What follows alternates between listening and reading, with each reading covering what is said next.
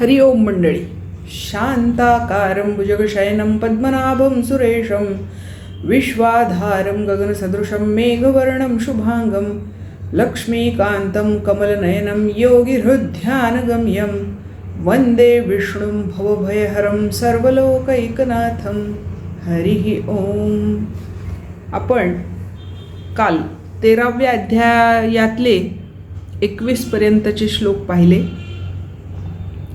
आणि त्याच्यामध्ये आपण हे पाहिलं की हा जीवात्मा जो आहे किंवा आत्मा जो आहे तो या देहामध्ये राहून प्रकृतीजन्य जे त्रिगुणांनी जन्माला घातलेले निर्माण केलेले जे भोग आहेत ते उपभोगतो. आता त्याच्या पुढे आज आपण 22व्या श्लोकापासून सुरू करणार आहोत. 22 ते 28 अध्याय 13 श्लोक 22 ते 28 आपण आज बघणार आहोत. तर आता श्लोक 22व्याला सुरुवात करूया. उपद्रष्टानुमंता च भर्ता भोक्ता महेश्वरः परमात्मेति चाप्युक्तो देहेस्मिन् पुरुषः परः. देहेस्मिन् पुरुषः परः. परः म्हणजे त्रिगुणातीत, म्हणजे परम, जो त्रिगुणांनी बांधला जात नाही, त्याच्या पलीकडे आहे असा तो देहे अस्मिन पुरुषः, या देहामध्ये राहणारा जो पुरुष तो कसा आहे? उपद्रष्टा म्हणजे साक्षी, साक्षी भावानी तो राहतो. अनुमंता म्हणजे तुमच्या कृतींना कार्यांना अनुमती देणारा. भर्ता तुमच्या सगळ्या गोष्टींचा स्वामी. भोक्ता इंद्रियांच्या माध्यमातून मनाच्या माध्यमातून सगळ्या सृष्टीचा उपभोग घेतो तो. आणि महा ईश्वर, ईश्वराचाही ईश्वर असणारा तो परमात्मा. त्यालाच परमात्मा इति अपि उक्तो, त्यालाच परमात्मा असं सुद्धा म्हटलं जातं. देहगत असा हा परमात्माच आहे, तोच साक्षी आहे, तोच अनुमंता आहे, तोच भर्ता आहे. जीवरूपानी तोच भोक्ता आहे, देवांचाही देव आहे.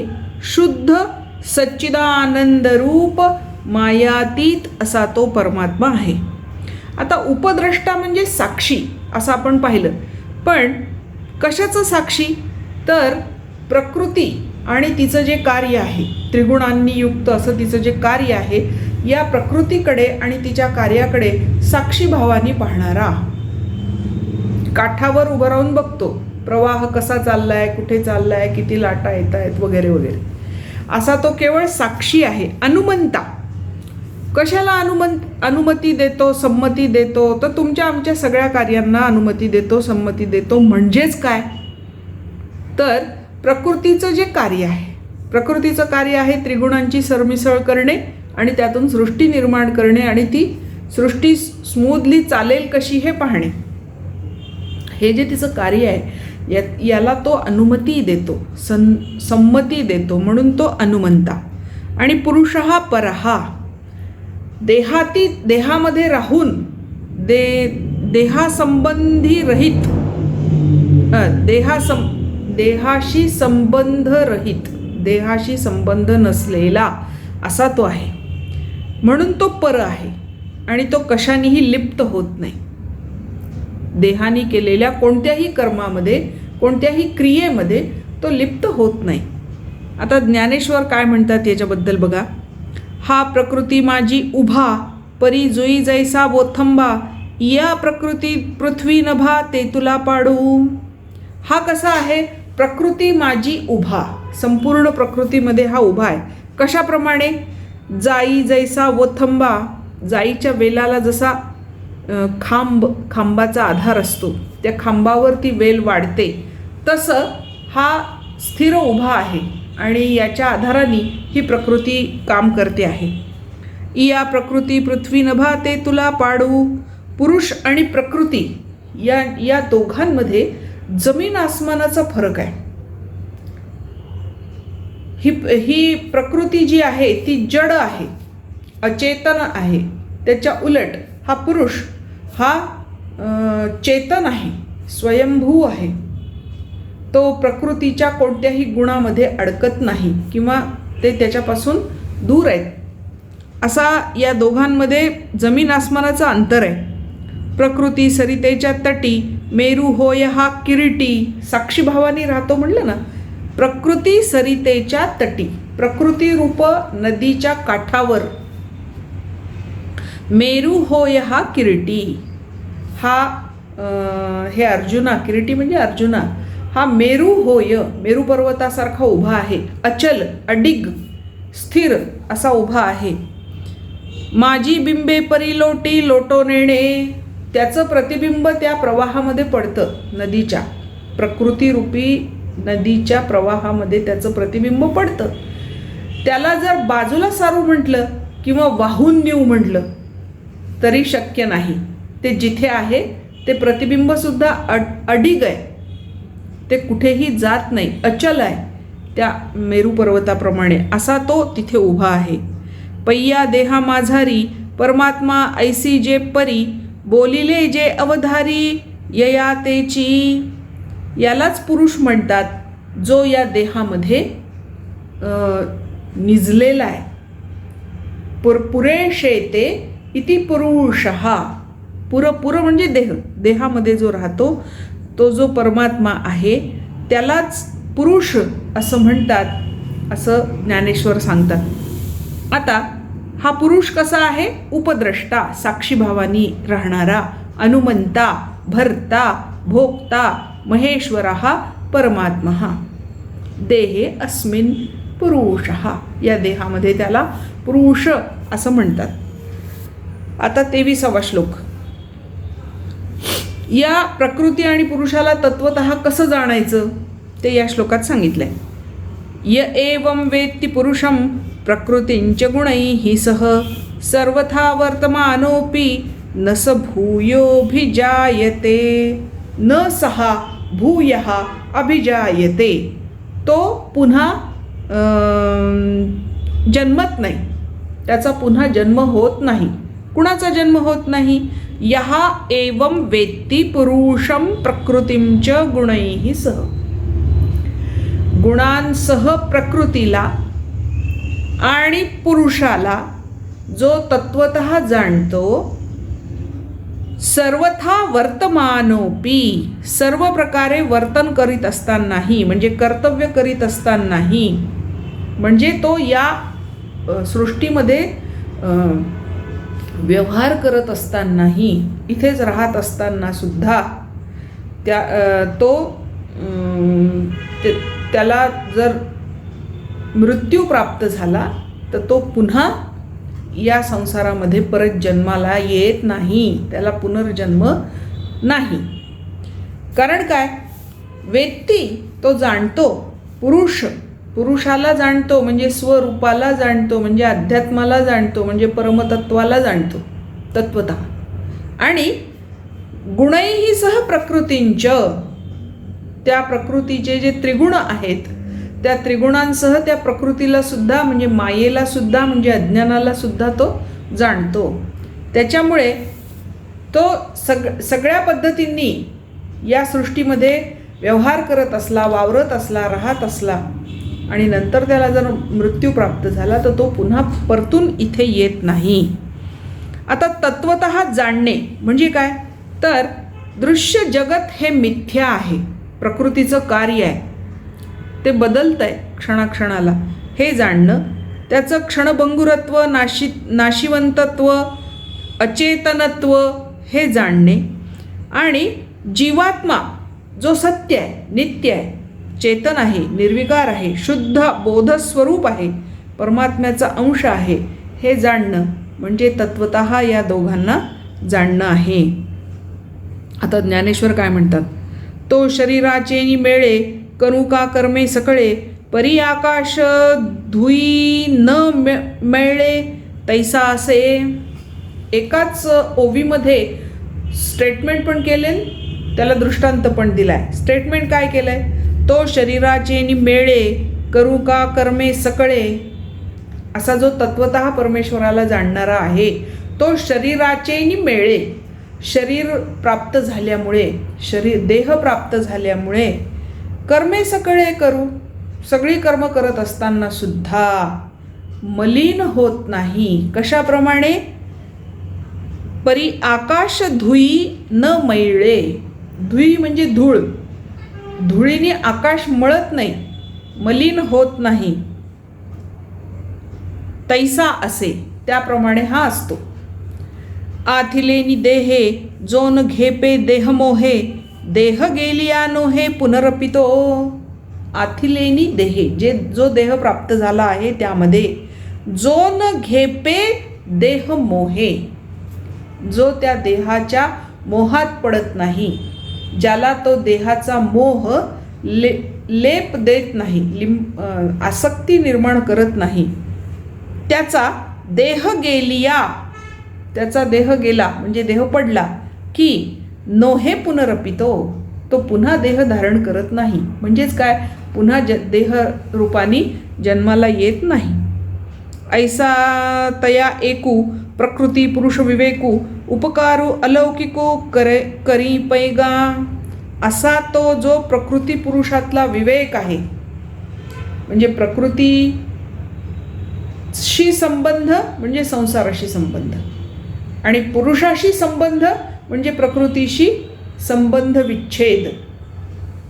आता सोप्या भाषेत थोडं सांगते.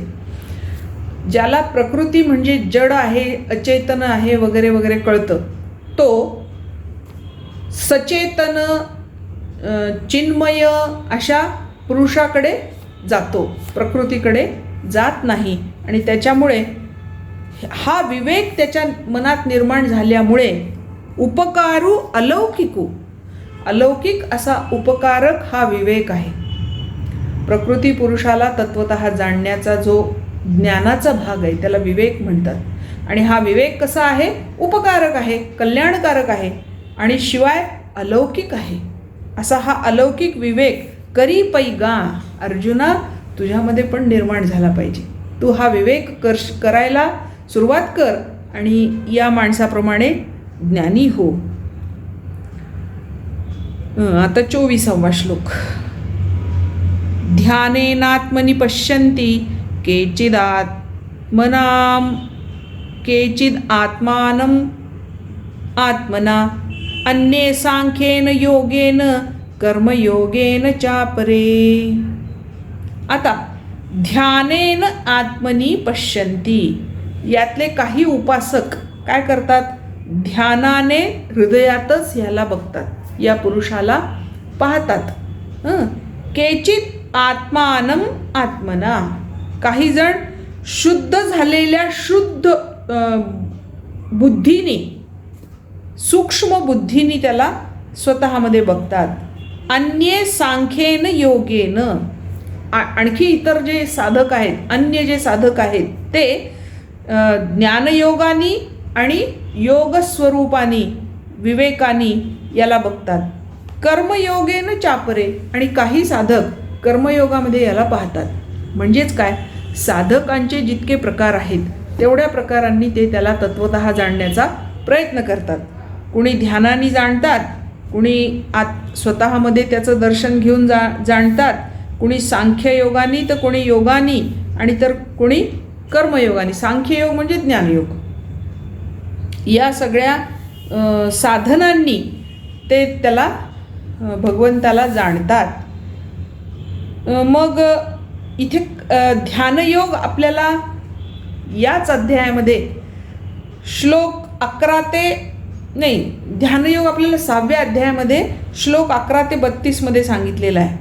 ज्ञानयोग आपल्याला 2ऱ्या अध्यायामध्ये श्लोक 11 ते 30 मध्ये सांगितलेला आहे. आणि कर्मयोग अध्याय 2 मध्ये 40 ते 72 या श्लोकांमध्ये सांगितलेलं आहे, ज्याला आपण स्थितप्रज्ञाची लक्षणं असं म्हटलं होतं. तिथे तो कर्मयोग सांगितलेला आहे. तर अशा सगळ्या योगांच्या द्वारे अनेक लोक त्याला आपल्या हृदयामध्ये पाहतात, ज्ञानाद्वारे पाहतात, कर्मयोगाद्वारे पाहतात, आणि त्या भगवंतांना प्राप्त होतात. म्हणजेच भगवंताला प्राप्त करण्यासाठी ध्यानयोग, कर्मयोग, ज्ञानयोग असे अनेक मार्ग आहेत. त्या मार्गांनी अनेक लोक तिथे जाऊन भगवंताला प्राप्त होतात. आता ज्ञानेश्वरी काय म्हणते बघा. कोणी एकू सुभटा विचारांचा आगीटा, आत्मा अनात्म निकटा पुटे देऊनी. कोणी एखादा साधक, हे वीरश्रेष्ठ, सुभट म्हणजे वीरश्रेष्ठ, हे वीरश्रेष्ठ अर्जुना, काही लोक विचारांचा आगीटा, विचारांचा अग्नी पेटवून म्हणजे ज्ञानाचा अग्नी पेटवून, आत्मा अनात्मा निकटा, ब्रह्मतत्वाचं ज्ञान जवळ करून, पुटे देऊनी आणि त्याच्यावर ज्ञानाचा संस्कार करून, पुट म्हणजे संस्कार, त्याच्यावर ज्ञानाचा संस्कार करून त्याला बघतात. 36 वाणी भेद तोडोनिया निर्विवाद, निवडती शुद्ध आपण पे. सोन्याला जर कस द्यायचा तर 36 वेळा त्याला अग्नीमध्ये तापवतात आणि मग त्याला कस लावतात, ते शुद्ध सोनं निर्माण होतं. त्याप्रमाणे 36 वाणी भेद, असा 36 प्रकारे कस लावून, तोडोनिया निर्विवाद, त्यातलं हिणकस जे आहे ते काढून टाकून, निवडती शुद्ध आपण पे, शुद्ध परब्रह्म, शुद्ध सोन्यासारखं ते प्राप्त करतात. तया आपणपयाच्या पोटी, त्या ब्रह्मतत्वाच्या ठाई, अध्यात्मज्ञानियाच्या दिठी, अध्यात्मज्ञानाची दृष्टी निर्माण होऊन, देखती गा किरीटी आपणपेची, स्वतःला ते बघतात, म्हणजे स्वरूप ज्ञान त्यांना तिथे होतं. आणि कपई देव बळे दैव बळे, चित्त देती सांख्ययोगे, एकते अंग लगे कर्माचेनी. काही लोक दैवानुसार सांख्ययोगाने त्याला पाहतात म्हणजे ज्ञानयोगाने, तर काही कर्मयोगाचा अंगीकार करून त्याला ब्रह्मतत्वाला साध्य करतात. असे लोक असतात. त्यामुळे यातला जो मार्ग, ज्याच्या कर्मफळानुसार जिथे जिथे जन्म मिळालेला आहे त्यानुसार त्याचा स्वीकार करून प्रत्येकाने या आत्मतत्वाशी समरस होण्याचा प्रयत्न करावा. आता काही लोक असे असतात की त्यांना ध्यानही जमत नाही, आत्म्याने आत्म्याचा उद्धार करावा हेही लक्षात येत नाही, ज्ञानयोग तर त्यांच्यापासून खूपच लांब असतो, कर्मयोग पण नीटसा जमत नाही. अशा लोकांसाठी काय तर संत संगती सांगितली आहे भगवंतांनी. त्यांना काय होईल, सत्संगामुळे भगवंत प्राप्ती होईल. अन्ये त्वेवम अजानन्तः श्रुत्वान्येभ्यः उपासते, तेऽपि चाति तरन्त्येव मृत्युं श्रुतिपरायणाः. श्रुतिपरायणाः, ऐकलेल्या गोष्टींवर विश्वास ठेवणारे. श्रुतिपरायण म्हणजे ते जे संतांकडून सज्जनांकडून ऐकतात त्याच्यावर विश्वास ठेवतात, असे जे श्रुतिपरायण अन्ये इतर आहेत. आणि ते कसे आहेत, एवम अजानन्तः, या वर सांगितलेले जे मार्ग आहेत ते न जाणणारे. आता न जाणणारे म्हणजे काय, त्यांना ते मार्ग माहिती आहेत परंतु ते कसे, त्याची उपासना कशी करायची हे माहीत नाही, असे जे आहेत ते. श्रुत्वा अन्येभ्यः उपासते, इतरांकडून म्हणजे संतांकडून सज्जनांकडून ऐकून श्रुत्वा उपासते, उपासना करतात. ते अपि, असे सुद्धा, ते सुद्धा, च अतितरंती एव, निस्संदेहपणे तरून जातात. म्हणजेच ते निस्संदेहपणे निशंकपणे निश्चितपणे मला प्राप्त होतात. म्हणजे तत्वज्ञानी संतांकडून उपदेश ऐकतात, त्याप्रमाणे उपासना करतात आणि खात्रीने संसार तरून जातात.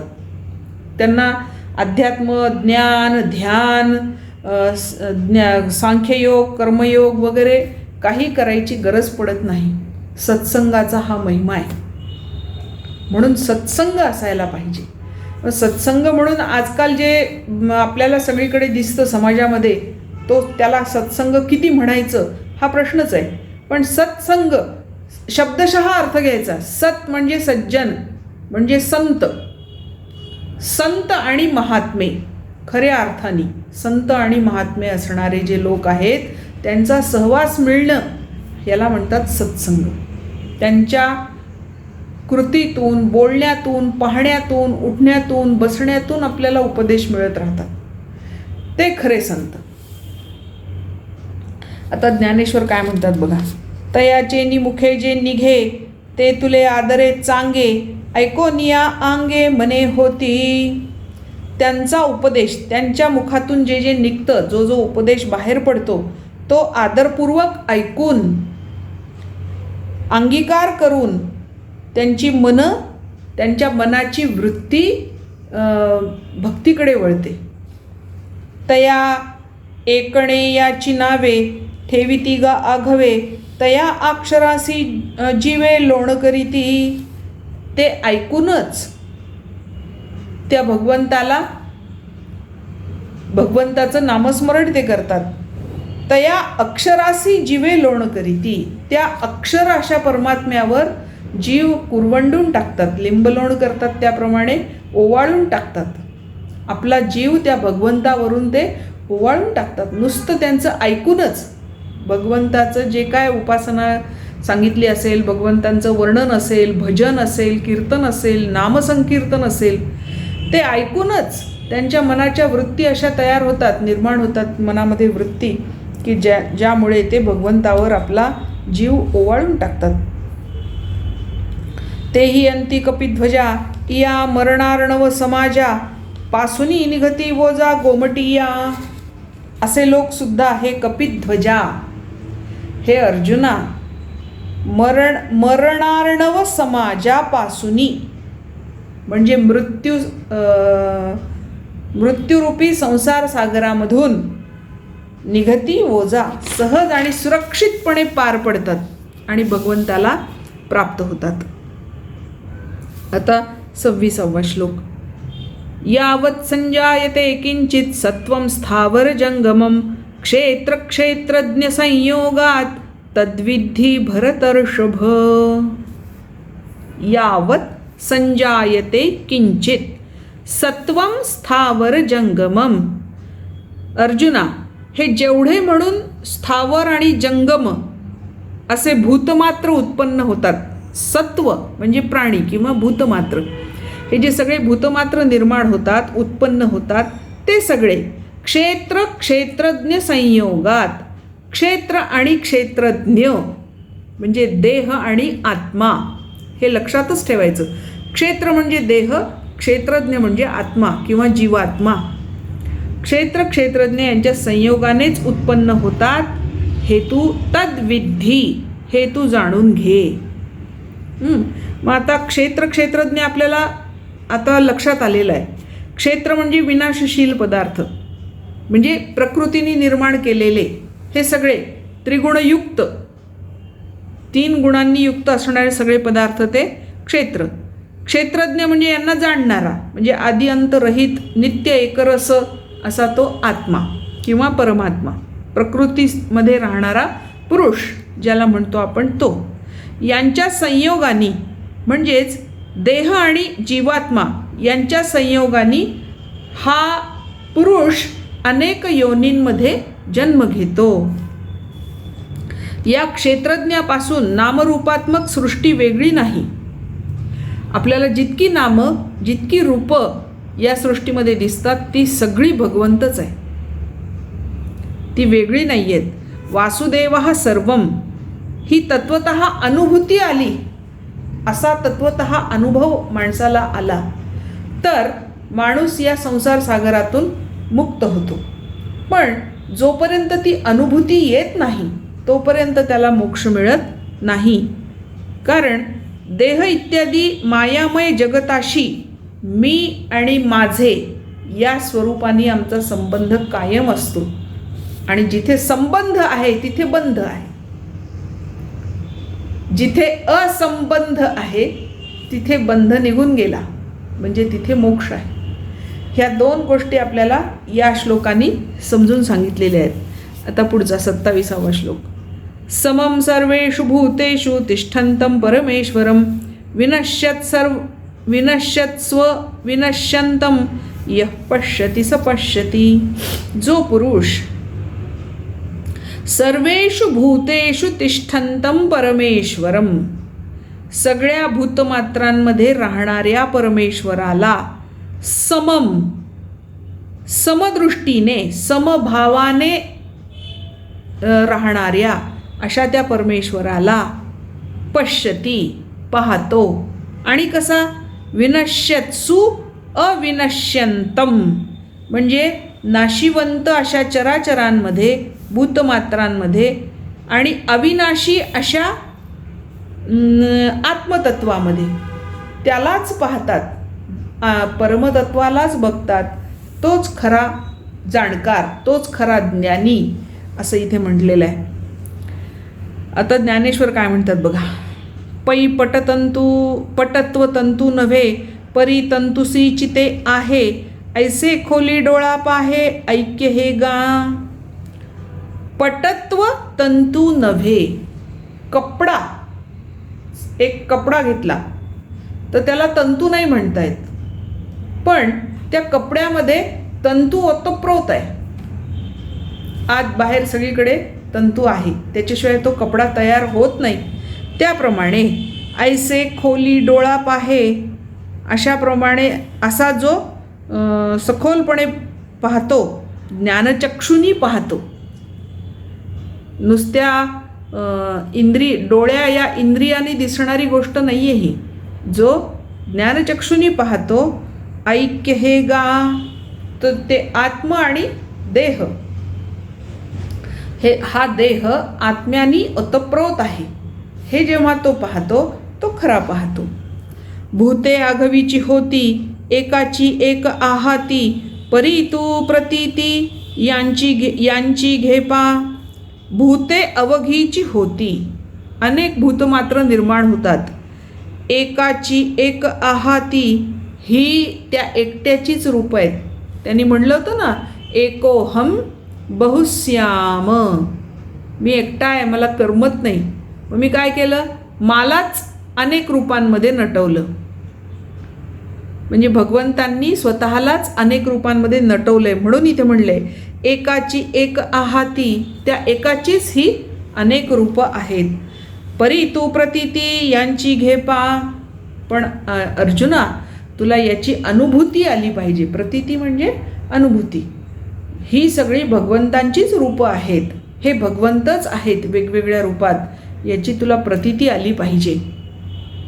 संतांना ती आहे, म्हणून संत काशीहून आणलेली गंगा वाळवंटात तडफडणाऱ्या, तहानेनी तडफडणाऱ्या गाढवाला पाजतात. कारण काय, तिथे सुद्धा त्यांना भगवंत दिसतो, त्याची प्रतीती येते, अनुभूती येते, आणि म्हणून ते हे कर्म करतात. तुम्ही आम्ही नाही करणार, आपण म्हणून जाऊ दे, ते गाढव तिथे त्याची ती लोळायची पद्धतच आहे असं म्हणून त्याला सोडून देऊ आणि आणलेली गंगा घरी घेऊन जाऊ. कारण आपण इतक्या लांबून आणली, काशीहून कावडीनी खांद्यावर वाहून आणली आहे, ती काय गाढवाला पाजायसाठी आणली का, असा तुमचा आमचा भाव असतो. परंतु संतांचा भाव तसा नसतो. कारण एकची एक आहाती, याची प्रतीती, याचा अनुभूती त्याला येते. अर्जुना तशी अनुभूती तू घे. अंगारकणी बहुवसी उष्णता समान जैसी, तैसा नाना जीवराशी प्रेषू आहे. अंगारकणी, निखाऱ्यातून उडणाऱ्या ठिणग्या, निखाऱ्यातून ज्या ठिणग्या उठतात त्या प्रत्येक ठिणगीमध्ये समान उष्णता असते, जी त्या निखाऱ्यामध्ये असते. त्या अनेक असल्या तरी उष्णता समान जैशी, त्याच्यामध्ये उष्णता सारखीच असते. चटका ठिणगीचाही बसतो, चटका त्या विस्तवाचा पण बसतो. तैसा नाना जीवराशी परेषु असे, त्याप्रमाणे या जीवराशी आहेत वेगळ्या, त्या एका निखाऱ्याच्या ठिणग्या जशा आहेत, तद्वत एकाच भगवंताची ही अनेक रूपं आहेत. त्यामुळे जे जे भगवंत आहे आत्मतत्व तेच या सगळ्या नामरूपांमध्ये आहे. हे भूतग्राम विषम परी वस्तू ते एथ सम घटमठी व्योम जिया परी. हे भूतग्राम विषम, हे सगळे भूत मात्र वेगवेगळ्या प्रकारचे दिसतात, सगळे सम नाही आहेत. माणसासारखाच प्राणी, त्याच्यासारखाच पक्षी असं नाही आहे. प्रत्येकाचा आकारमान, प्रत्येकाची राहणी, प्रत्येकाची कर्मफळं सगळं वेगळं वेगळं आहे. म्हणून त्याला म्हटलं हे भूतग्राम विषम. परी वस्तू येत सम, पण या सगळ्यांमध्ये वस्तू म्हणजे आत्मतत्व जे आहे ते समान आहे. जे आत्मतत्व माझ्यात आहे तेच पक्षात आहे, तेच पशूंमध्ये आहे, तेच कीटकांमध्ये आहे, तेच वनस्पतींमध्ये आहे, तेच दगडात आहे, तेच अणुरेणूत आहे. त्याच्यामुळे हे प्रकार जरी वेगवेगळे दिसत असले तरी तिथे सम तो एकच आहे. कशाप्रमाणे त्याला दृष्टांत दिला, घटमठी व्योम जिया परी. घटामध्ये आणि मठामध्ये असणारं आकाश हे एकच आहे. घटाकाश आणि पटाकाश काही वेगळं नाही आहे. आपल्याला बाहेर दिसतं ते आकाश आणि घटामध्ये असणारं आकाश हे एकच आहे. घट फुटला की आकाश आकाशामध्ये मिसळून जातं. तसा देह पडला की आत्मा परमात्म्यामध्ये विलीन होऊन जातो. त्याच्यामुळे हे सगळं त्याचंच रूप आहे. एवं जीव धर्महीनू जो जीवेसी अभिन्नू देखे तो सुनयनू ज्ञानिया माझी. अशा प्रकारे जीव धर्महीनू, जीवाला धर्म नाही, धर्म देहाला आहे, देहधर्म म्हणतो आपण. तसा हा जीव धर्महीनू जो जीवेसी अभिन्नू, जो जीवापासून वेगळा आहे, देहापासून वेगळा आहे. देखे तो सुनयनू, असं जो पाहतो तोच डोळस. सुनयनू म्हणजे डोळस, तोच खरा पाहणारा. कसा? ज्ञानियान माझी, ज्ञानी लोकांमधला तो खरा डोळस.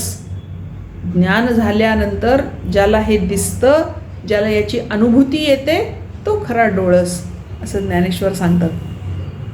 आता पुढे, समं पश्यन् हि सर्वत्र समवस्थितमीश्वरं नहि न हीनस्ति आत्मा आत्मना आत्मानं ततो याति परांगतिं. समं पश्यन् हि सर्वत्र, जो सगळ्याच गोष्टींना सम पाहतो. सम अवस्थितम ईश्वर, समभावानेच राहतो तो ईश्वर.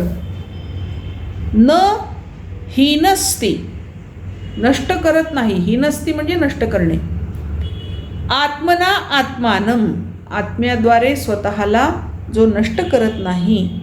ततः याति पराम गतिम, नंतर तो परमगतीला प्राप्त होतो. कोण? ज्यांनी परमेश्वराला तत्वतः जाणलेला आहे तो. आता न हीनस्ति, शरीराचा नाश झाला तरी आपल्या आत्म्याचा नाश झाला असे तो मानत नाही, म्हणून त्याचा नाश होत नाही.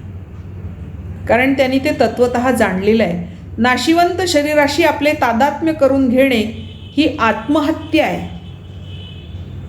आत्महत्या करायसाठी कुठून उडी मारणे, विष पिणे, गळफास लावणे हे काही गरजेचं नाही. पण जो नाशिवंत शरीराशी आत्म्याचं तादात्म्य करून घेतो, एकरूपत्व मान्य करतो, ती खरी आत्महत्या आहे. म्हणजे ते आत्म्याचं पतन म्हणलेलं आहे. नात्मानम अवसादयेत, आत्म्याचा अवसाद करू नये, ते हे आहे. आणि हे जो करत नाही तो आपल्या देहाचा नाश करत नाही. तत्वतः ही गोष्ट जो समजून घेतो आणि प्रकृतीपासून उत्पन्न संपूर्ण गुणच गुणांमध्ये वावरतात हे जाणतो. म्हणजे सत्वगुण सत्वगुणामध्ये, रजोगुण रजोगुणामध्ये आणि तमोगुण तमोगुणांमध्ये कार्य करतायत, त्याचा माझ्याशी काही संबंध नाही असा जो साक्षीभावानी बघतो, समभावानी बघतो, तो तरुण जातो. आता याच्याबद्दल ज्ञानेश्वर काय म्हणतात बघा. दीपाचिया कोडी जैसे एकची तेज सरिसे तैसा जो असतची असे सर्वत्र ईशू दीपाचिया कोडी जैसे. दिव्याच्या बाबतीमध्ये एकची तेज सरिसे, एकाच प्रकारचं तेज हे चालू असतं, दिसतं. तैसा जो असतची असे सर्वत्र ईशू, सगळे कितीही दिवे लावले तरी त्यातमध्ये तेज जे आहे ते एकच आहे, तेज म्हणून जे आहे ते एकच आहे. त्याप्रमाणे हा सर्वत्र असला तरी परमेश्वर एकच आहे. ऐसेनी समत्वे पंडुसुता जिये जो देखत सांता तो मरणा आणि जीविता नागवे पुढा. जिवंत असताना हे सगळं जो अनुभवतो, ऐसेनी समत्वे पंडुसुता जिये जो देखत सांता, असं जो हे अनुभवतो तो मरणा आणि जीविता नागवे पुढा. त्याला मृत्यू आला काय किंवा तो जिवंत राहिला काय याचं काही देणं घेणं राहत नाही.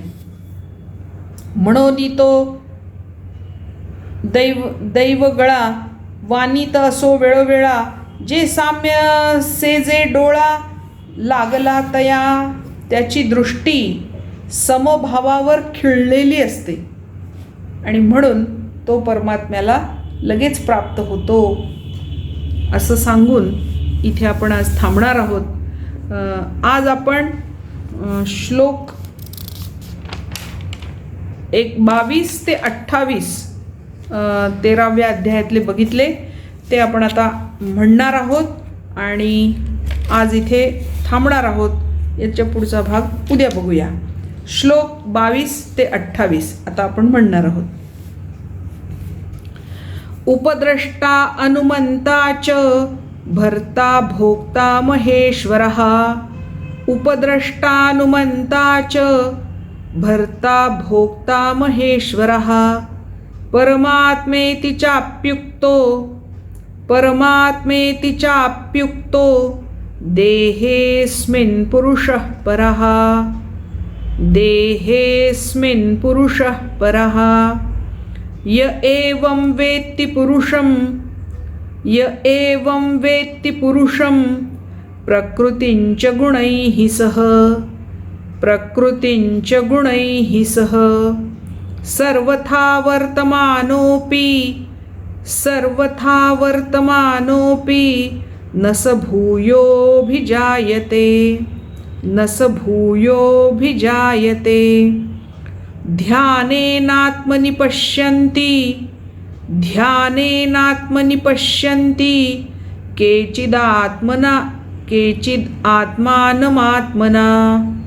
केचिदात्मानमात्मना अन्ये सांख्येन योगेन कर्मयोगेन चापरे.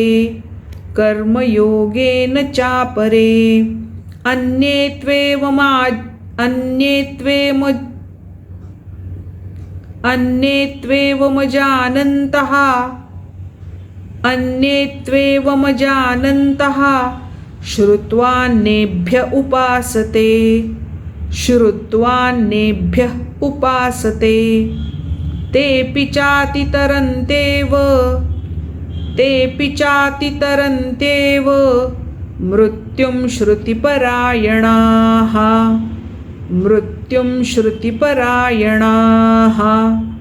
यावत् संजायते किञ्चित् सत्वं स्थावरजङ्गमं क्षेत्रक्षेत्रज्ञसंयोगात् तद्विद्धि भरतर्षभ. समं सर्वेषु भूतेषु तिष्ठन्तं